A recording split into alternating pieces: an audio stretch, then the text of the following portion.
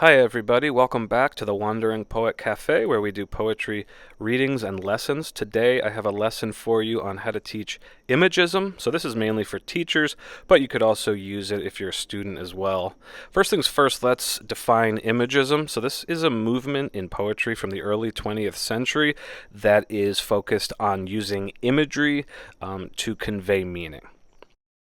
Specifically, Imagists called for a return to classical values such as directness of presentation, economy of language, and a willingness to experiment with non-traditional verse forms.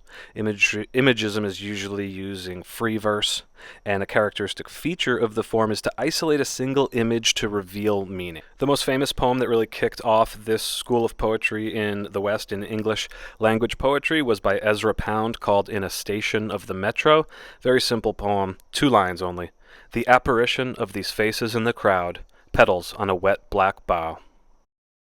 So you can see here, Ezra Pound doesn't include any commentary in his poetry. There's no thoughts or statements. It's just allowing the imagery to speak for itself and create an impression and an essence. The other most famous poem was by William Carlos Williams, The Red Wheelbarrow. So much depends upon a red wheelbarrow glazed with rainwater beside the white chickens. Very similar idea. He's allowing just the imagery to stand and speak for itself, and that first line, so much depends upon, sets up the rest of it. Another very famous example of imagism in English language. One final very well-known example is by Carl Sandburg, called Fog. The fog comes on little cat feet. It sits looking over harbor and city on silent haunches and then moves on. You can see how he uses the rhythm of these lines to help create the silent, quiet, slow-moving effect of the fog.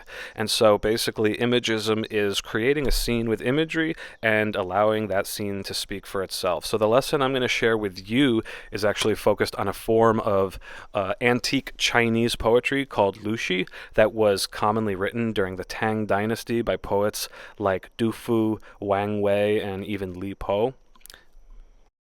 And of course, you can amend this lesson however you want to use one of those examples of the poems I just showed or a different poem. But here, let me read you An Evening in the Mountains by Wang Wei. After rain, the empty mountain stands autumnal in the evening. Moonlight in its grove of pine, stones of crystal in its brooks. Bamboos whisper of washer girls bound home. Lotus leaves yield before a fisher boat. What does it matter that springtime is gone, while you are here, prince of friends? So this obviously is much older than the start of imagism in the West and in English language poetry, but it's from these ancient Chinese poems from thousands of years ago that Ezra Pound was inspired, and the movement really began in English language poetry. This poet, Wang Wei in particular, was known for writing very just image-centric poetry that often was used to convey some of the essences of Taoism, which would become Chan Buddhism or Zen Buddhism in Japan later on.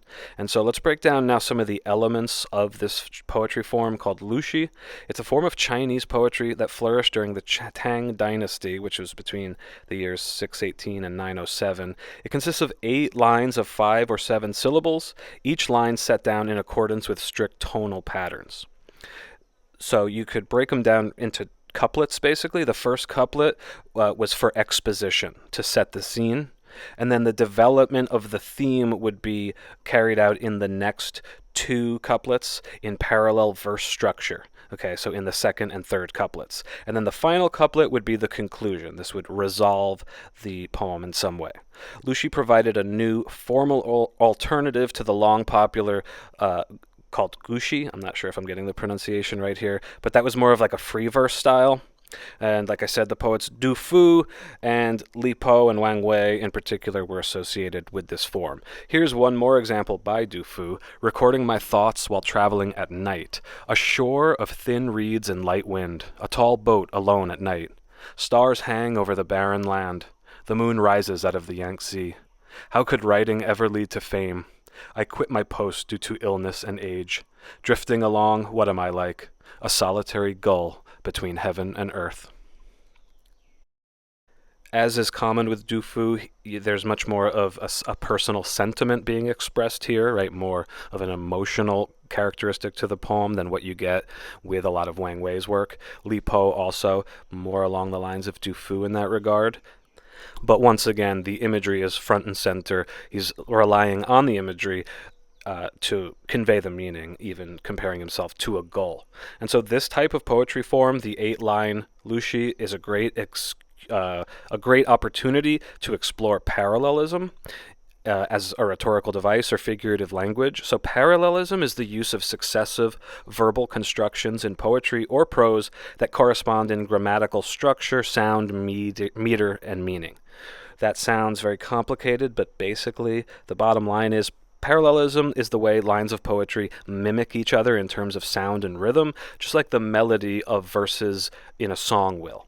Like parallels in nature, this helps to create a sense of harmony. So here's one more example. See if you can hear the parallel melody and rhythm in the lines here. An evening in the mountains. After rain, the empty mountain stands autumnal in the evening. Moonlight in its grove of pine. Stones of crystal in its brooks. Bamboos whisper of washer girls bound home. Lotus leaves yield before a fisher boat.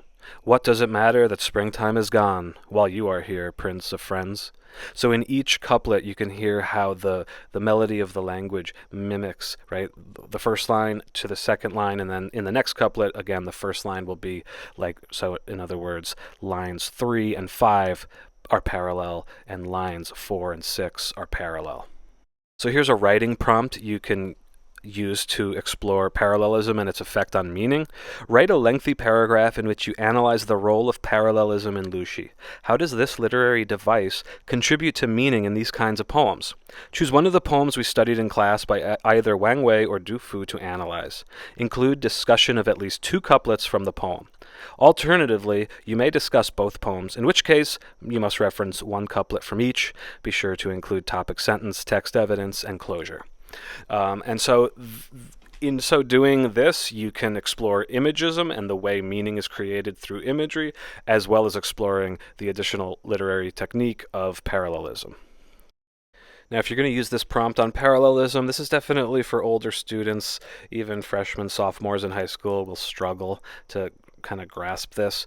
But for older high school students or undergrads, this is a great lesson to use to explore both this literary technique as well as imagism in general and its origins in poetry from around the world that influenced Ezra Pound and all those imagists in the West in the early 20th century. Let me know in the comments if you have ideas how to build on this, add to it, any criticisms, and if you like this kind of content, you want to hear poetry readings or more poetry lessons, hit the subscribe and you can keep up to date. We've got playlists coming on Wang Wei poetry, Matsuo Basho, Li Po, also lots of English language poets, Walt Whitman, Wordsworth, and on and on. So hope you enjoy that, and we'll see you next time. Bye.